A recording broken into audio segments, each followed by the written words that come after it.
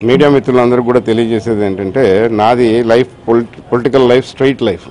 దానికోసం అంత తర్జన పడాల్సిన అవసరం లేదు. అందుకని ఏదైతే మొన్న నేను ఢిల్లీలో ఉండగా నేను రిజిగ్నేషన్ ఇచ్చేశాను అనే వార్తలు రావడం జరిగిందో ఆ రోజు చెప్పడం నేను ఇంకా అప్పటికి రిజిగ్నేషన్ ఇవ్వాల.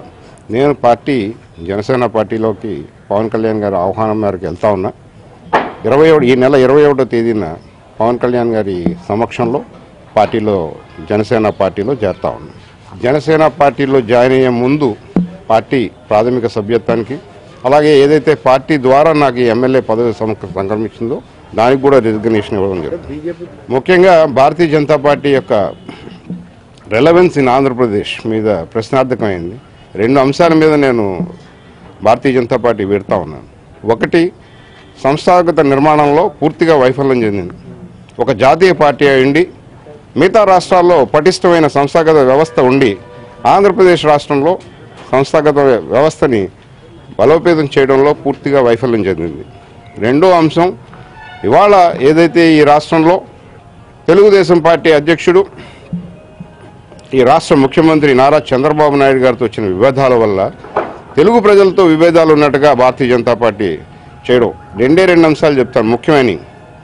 రైల్వే జోన్ ఒక ఆర్థిక అంశం లేని అంశం, ఎంతో చిరకాలంగా ఉన్న అంశం.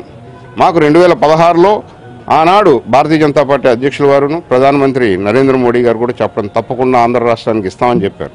మేము అదే మాట చెప్పుకుంటూ వచ్చాం. కానీ దురదృష్టం కొద్దీ ఏదైతే ఇవాళ తెలుగుదేశం పార్టీతో వచ్చిన భేదాభిప్రాయాలు ఇదేదో చంద్రబాబు నాయుడు గారికి భారతీయ జనతా పార్టీకి లేకపోతే నరేంద్ర మోడీ గారికి వచ్చిన వైరంలా కనబడుతుంది. ప్రజల మధ్యలో నలిగిపోవాల్సిన అవసరం లేదు. ఈ రాష్ట్రానికి కావాల్సిన అన్నీ కూడా భారతీయ జనతా పార్టీ చేసింది, అది వాస్తవం. కానీ తన వైఫల్యాలను కప్పిపుచ్చుకోవడానికి చంద్రబాబు నాయుడు లేనిపోని ఆరోపణలు మోడీ గారి మీద చేయడం జరిగింది.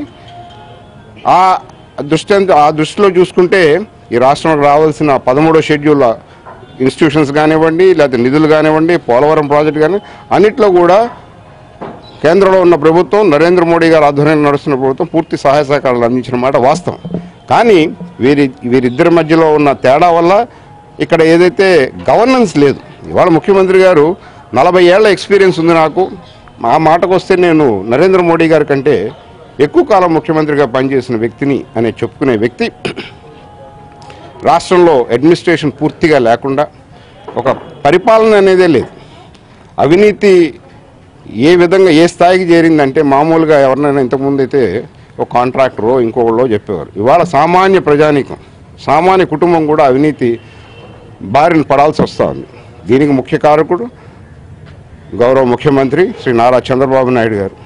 కానీ ఈ మధ్యలో వీళ్ళిద్దరి మధ్యలో వచ్చిన భేదాభిప్రాయాల వల్ల రైల్వే జోన్ కానీ, కడప స్టీల్ ఫ్యాక్టరీ కానీ, లేకపోతే పోర్టు కానీ, ఇవి 3 అంశాలు చేయదగ్గవి, చేయవలసినవి చేస్తామని చెప్పారు గతంలో. అవి ఈనాటికి కూడా సమకూరలేదు. వ్యవస్థాగత ఇద్దరు ఒక వ్యక్తి గురించి కాదు, మామూలుగా రాష్ట్ర వ్యాప్తంగా కూడా వ్యవస్థాగతంగా ఎవరు కమిటీ మెంబర్లో ఎవరు ఏ పోస్టులో ఉన్నారో కూడా తెలియని పరిస్థితి. కాబట్టి దీనివల్ల ఏదైతే ప్రతి రాష్ట్రంలో ఒక పటిష్టమైన వ్యవస్థ ఉన్న జాతీయ పార్టీ ఇది దురదృష్టం కొద్దీ ఆంధ్ర రాష్ట్రంలో వ్యవస్థే లోపించింది.